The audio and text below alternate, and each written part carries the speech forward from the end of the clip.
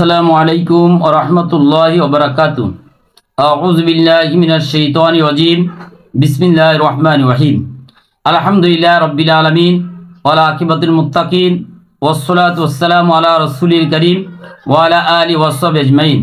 মহান আল্লাহ পাক রব্বুল আলামিনের দরবারে লাখ কোটি শুকর যে মহান আল্লাহ পাক রব্বুল আলামিন আপনাদের মাঝে আরেকটি ভিডিও নিয়ে আসতে পারছি, এই জন্য সে মহান রব্বুল আলামিনের দরবারে লাখ কোটি শুকর জানাই আলহামদুলিল্লাহ।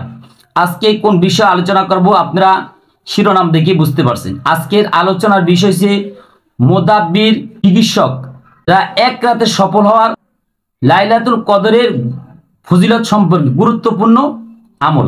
এই আমলটা এত গুরুত্বপূর্ণ, এই আমলের মাধ্যমে যদি আপনি এই লাইলাতুল কদর যদি এই আমলটি করেন, এই আমলের মাধ্যমে আপনি যারা মুদাব্বির, রাকি এবং ইসলামী চিকিৎসক তারা বছর আমল করে ত্যাগ স্বীকার করে যে ফায়দা না হবে এক রাতে সেটি আপনি অর্জন করতে পারবেন। এর দলিল কি? এর দলিল মহান আল্লাহ পাক রব্বুল আলামিনের পবিত্র কোরআনে আসছে। আল্লাহ পাক রব্বুল আলামিন পবিত্র কোরআনে বলেন, শাহরুর রমাদান আল্লাযী উনজিলা ফীহিল কোরআন। আমি পবিত্র কোরআন রমজান মাসে রাত্রিতে অবতীর্ণ করেছি। মহান আল্লাহ পাক রব্বুল আলামিন সূরা কদরে বলেন, বিসমিল্লাহির রহমানির রহিম, ইন্না আনজালনাহু ফি লাইলাতুল কদর। নিশ্চয় আমি পবিত্র কোরআন লাইলাতুল কদরে অবতীর্ণ করেছি। ওমা আদরাকা মা লাইলাতুল কদর। হে নবী, আপনি কি জানেন লাইলাতুল কদর কি? লাইলাতুল কদরি খায়রুম মিন আলফি শাহর। লাইলাতুল কদর হচ্ছে হাজার মাস অপেক্ষা শ্রেষ্ঠ। এখন এই হাজার মাস শ্রেষ্ঠ আল্লাহ বলেছে, তাহলে আপনি এক রাতে যদি আমল করতে পারেন, এক রাতে আমল করলে হাজার মাস অপেক্ষা ফজিলত পাবেন, ফায়দা পাবেন। এখন এই লাইলাতুল কদর কবে, এই ব্যাপারে হাদিসে বিভিন্ন রিওয়ায়াত আসছে। আন উবাদাত ইবনে সামিত আন্নাহু ক্বাল, ইয়া রাসূলুল্লাহ আখবারনা আন লাইলাতুল কদর ফাকালা রাসূলুল্লাহ সাল্লাল্লাহু আলাইহি ওয়াসাল্লাম, ইয়া রমাদান। হযরত উবাই ইবনে সামিত রাদিয়াল্লাহু তাআলা আনহু হযরত রাসূল পাক সাল্লাল্লাহু আলাইহি ওয়াসাল্লামকে জিজ্ঞাসা করলেন, হে আল্লাহর রাসূল, লাইলাতুল কদর কবে? হযরত রাসূল সাল্লাল্লাহু আলাইহি ওয়াসাল্লাম জবাবে বলেন, লাইলাতুল কদর রমজানে। সহিহ বুখারীতে এসেছে, হযরত রাসূল পাক সাল্লাল্লাহু আলাইহি ওয়াসাল্লাম বলেছেন, তাহারাও লাইলাতুল কদরি ফিল আশরিল আওয়াখির মিন রমাদান। তোমরা রমজানের শেষ দশকে লাইলাতুল কদর তালাশ করো। সহিহ বুখারীর অন্য এক বর্ণনা এসেছে, তাহারাও লাইলাতুল কদরি ফিল ভিতরি মিনাল আশরিল আওয়াখির মিন রমাদান। হযরত রাসূল পাক সাল্লাল্লাহু আলাইহি ওয়াসাল্লাম বলেন, তোমরা রমজানের শেষ দশকের বেজর রাত্রিগুলিতে লাইলাতুল কদর তালাশ করো। প্রথম হাদিস দ্বারা প্রমাণিত হয়েছে গোটা রমজানেই লাইলাতুল কদর তালাশ করতে বলছে। দ্বিতীয় হাদিস দ্বারা হযরত রাসূল সাল্লাল্লাহু আলাইহি ওয়াসাল্লাম বলেছেন রমজানের শেষ দশকে লাইলাতুল কদর তালাশ করার জন্য। তৃতীয় হাদিস দ্বারা হযরত রাসূল সাল্লাল্লাহু আলাইহি ওয়াসাল্লাম বলেছেন, কিন্তু রমজানের বেজর রাত্রিতে অর্থাৎ 21, 23, 25, 27, 29 এই রাতগুলোতে লাইলাতুল কদর তালাশ করার জন্য। 27 রাত্রের ব্যাপারে সুনাদে আহমদে আব্দুল্লাহ ইবনে আব্বাস রাদিয়াল্লাহু তাআলা থেকে বর্ণিত, অনেক ব্যক্তি হযরত রাসূল সাল্লাল্লাহু আলাইহি ওয়াসাল্লামের কাছে এসে বলেন, হে আল্লাহর রাসূল, আমি তো বৃদ্ধ, অসুস্থ, আমাকে এমন একটি রাত্রের কথা বলে দেন যে রাত্রে আমি ইবাদত করতে পারবো। তখন হযরত রাসূল সাল্লাল্লাহু আলাইহি ওয়াসাল্লাম বৃদ্ধ সাহাবীকে বললেন, তুমি 27 রাত্রিতে কি করো? ইবাদত করো। এই হাদিসটি 27 রাতের গুরুত্ব দেওয়া হয়েছে। আর সহিহ মুসলিমে হযরত আব্দুল্লাহ ইবনে কাব রাদিয়াল্লাহু তাআলা আনহু বলেন, ইন্নী লিআলামা হিয়া লাইলাতুস সাবঈ ওয়া ইশরিনা। হযরত আব্দুল্লাহ ইবনে কাব রাদিয়াল্লাহু তাআলা আনহু বলেন, সবে কদর কবে তা আমি অবশ্যই জানি, সেটি হইছে 27 রাত্রি। তামাসসুহা ফিল আশরিল আওয়াখির ফা ইন্না দুআফা আহাদুকুম আজিজা ফালা ইয়াগলিবান্না আলা সাবঈল বাওয়াকি। তোমরা রমজানের শেষ দশকে লাইলাতুল কদর তালাশ করো। তোমাদের কেউ দুর্বল কিংবা পূর্ণ 10 দিন রাতের জাগরণে অক্ষম হলে অবশিষ্ট 7 রাতের বিশেষ কোনোভাবে যেন প্রস্ত না হয়। তো উপরোক্ত এই 3টে হাদিস দ্বারা প্রমাণিত হয় 27 রাত্রে লাইলাতুল পাওয়ার বেশি আশঙ্কা থাকে। আমরা জানবো লাইলাতুল কদরে কিভাবে ইবাদত করতে হবে। আয়েশা রাদিয়াল্লাহু তাআলা আনহা ক্বালাত, কানা রাসূলুল্লাহ সাল্লাল্লাহু আলাইহি ওয়াসাল্লাম ইযা দাখালা আশরু আহইয়াল লাইলা ওয়া আইকাদ আহলু ওয়াজাদ্দা ওয়া শাদুল মিজার। হযরত আয়েশা রাদিয়াল্লাহু তাআলা থেকে বর্ণিত, তিনি বলেন, রাসূল সাল্লাল্লাহু আলাইহি ওয়াসাল্লাম রমজানের শেষ দশক আসার সাথে সাথে তিনি রাতে জাগতেন এবং পরিবার পরিজনকে জাগিয়ে দিতেন। ইবাদতের মধ্যে নিতান্ত পরিশ্রম করতেন, মজবুত করে কোমরে লঙ্গি বেঁধে ইবাদতে আত্মনিয়োগ করতেন।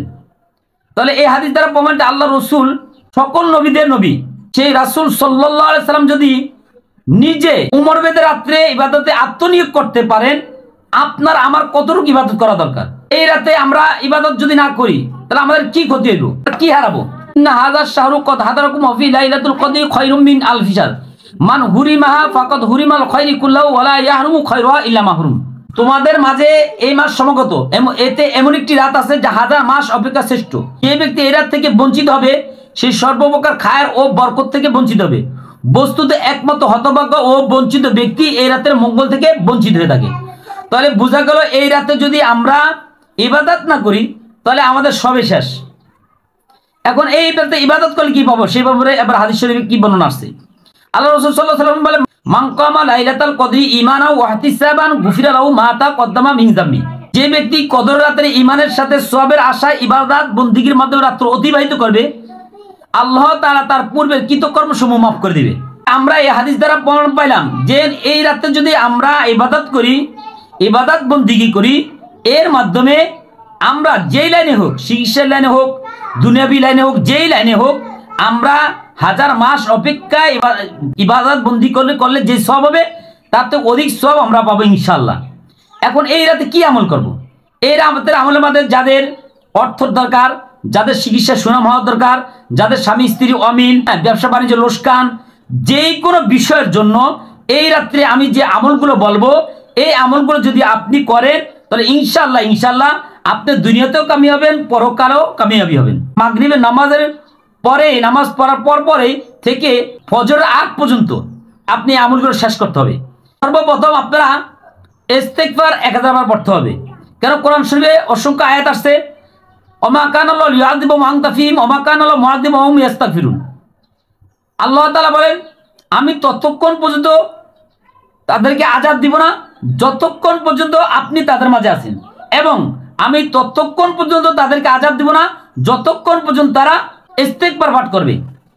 শয়তান গর্ব করে বলে থাকে, বনি আদমকে গুনাহ দ্বারা ধ্বংস করি এবং বনি আদম আমাকে ইস্তিগফার দ্বারা ধ্বংস করে, এই কথা শয়তান বলে থাকে। দুরূদ শরীফ পড়বেন 1000।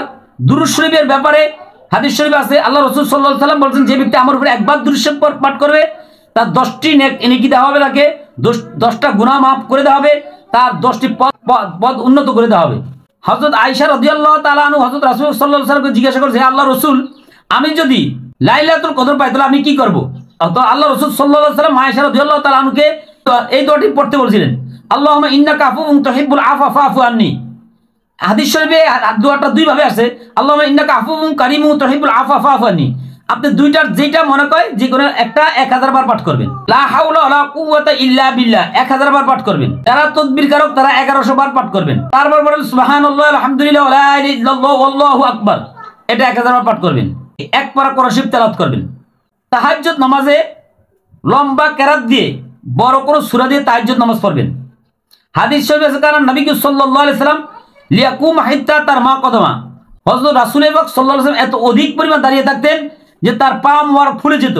তাহাজ্জুদ নামাজে বড় কেরাত দিয়ে দেখা যায় সূরা বাকারা পড়তেন, প্রথম রাকাতে সূরা বাকারা, আলে ইমরান, সূরা নিসা, এই সূরাগুলো আল্লাহ রাসূল তেলাওয়াত করেন। আমল রাতে জেগে থেকে নফল ইবাদত করে ফজরের সময় জামাত তরফ না করেন। কেননা হাদিস শরীফে এসেছে, সাল্লাল ইশা ফি জামাতিন ফাকান্নামা কামা নিসফুল লাইল ওয়া মান সাল্লাস সুবহ ফি জামাতিন ফাকান্নামা সাল্লাল লাইলা কুল্লা। রাসূল পাক সাল্লাল্লাহু আলাইহি সাল্লাম বলেন, যে ব্যক্তি এশার নামাজ জামাতের সাথে আদায় করলো সেজন্য অর্ধরাত জাগ্রত থেকে নামাজ পড়লো। যে ব্যক্তি ফজরের নামাজ জামাতের সাথে আদায় করলো সেজন্য সারা রাত জেগে থেকে নামাজ পড়লো। এই জন্য সতর্ক থাকতে হবে, নফল ইবাদত করার পর আমি রাতে সারা রাত জেগে থেকে নফল ইবাদত করলাম, ফজর নামাজ পড়লাম না, তাহলে কোনো ফায়দা আসবে না। কেন? নফল ইবাদত সারা বছর ইবাদত করলো সমতুল্য হবে না। যদি আপনারা ধারাবাহিকভাবে রাত্রে করেন এবং এই আমল করার পরে আল্লাহর কাছে তওবা করে আর যদি গুনার কাছ থেকে বেঁচে থাকেন তাহলে দুনিয়াতেও কামিয়াব হবেন, পরকালেও কামিয়াব। আল্লাহ মেহেরবানি করে আপনারা আমি অদমের জন্য দোয়া করবেন। আর যারা আমার থেকে আর রোকায় সারা বই নেন তারা আমার 01725174377 এই নাম্বারে 1230 টাকা পাঠায় আমাকে মেসেজ দিবেন, নাম, থানা, জেলা, গ্রাম, মোবাইল নাম্বার লিখে দিবেন। আপনারা আমাকে অনেক হয়রানি করেন, নাম দেন না, নাম দিলে মোবাইল নাম্বার দেন না, মোবাইল নাম্বার দিলে থানা দেন না, থানা দিলে জেলা দেন না। যারা তিব্বের রুহানি বই নেন তারা 300 টাকা বিকাশ করবেন, যারা পিডিএফ নেন তারা 150 টাকা বিকাশ করবেন। আর অনেকে আমাদের কাছে অনলাইনে তদবির করতে চান, আমরা অনলাইনে তদবির করি না, কারণ হয়রানি করে। ঠিক এই জন্য মেয়েরা আমরা আর আমাদের যারা তদবির করাতে চান তারা সরাসরি আমাদের কাছে আসতে হবে। যেভাবে বলি ওইভাবে আসলে আপনি তদবির করাতে পারবেন। অনেকে দেখা যায় জানতে চান হুজুর কে করছে, কে বা কারা করছে, এটাকে আমি তো অতিরিক্ত আপনার জিন্নাতের সময় না জাদুর সমস্যা, আপনার কি সমস্যা আপনি সেটা জানে নেবেন। অতিরিক্ত বিষয় জানবেন না, যে বিষয় জানার কারণে আপনার ইমানের ত্রুটি হতে পারে, অথবা আপনি একটা জানার পরে আরেক মানুষের প্রতি আপনার শত্রুতার সৃষ্টি হবে। এতে আপনার ফেতনাসি কে করছে আপনার তো জানার দরকার নেই। এতে আপনার হিতে বিপরীত হতে পারে, আপনার সাথে তার সাথে দ্বন্দ্ব সৃষ্টি হতে পারে। আমি কালকে এক লোক হাজিরা দিয়ে বাড়াইছে, হ্যাঁ ভাইয়েরা কে তাবিজ করছে, কি করছে, তো দরকার।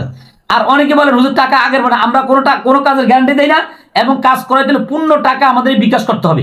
আপনাদেরকে সবকিছু জানাই দেওয়ার পরে যদি আপনি বলেন হুজুর টাকা কত, কাজের টাকা আগে দেওয়া লাগবে না পরে দেওয়া লাগবে, হুজুর কথা বলা যাবে নি, আমি বলি যে কথা বলা যাবে না, তারপর সংক্রান্ত আলাপ করতে হলে সেখানে লেখা আছে যে আপনি ফোন দেন, হুজুর ফোন রিসিভ করেন, কথা আছে, ফোন ব্যাক করেন। এই সময় আল্লাহ পাক রব্বুল আমাদের সকলকে কোরআন শুনে বুঝে বুঝে আমল করার মতো তৌফিক দান করুক, শিরক মুক্ত বেদাত করার মতো তৌফিক দান করুক, আমলে সলে করার মতো তৌফিক দান করুক। যে কথাগুলো বললাম এর ভিতরে ভুল ত্রুটি ক্ষমা করে দেয় আল্লাহ পাক রব্বুল আলামিন আপনাদের এবং আমাদের সকলের কাল কিয়ামতে নাজাতের দরিয়া করে দেব। আসসালামু আলাইকুম ওয়া রাহমাতুল্লাহি ওয়া বারাকাতুহু।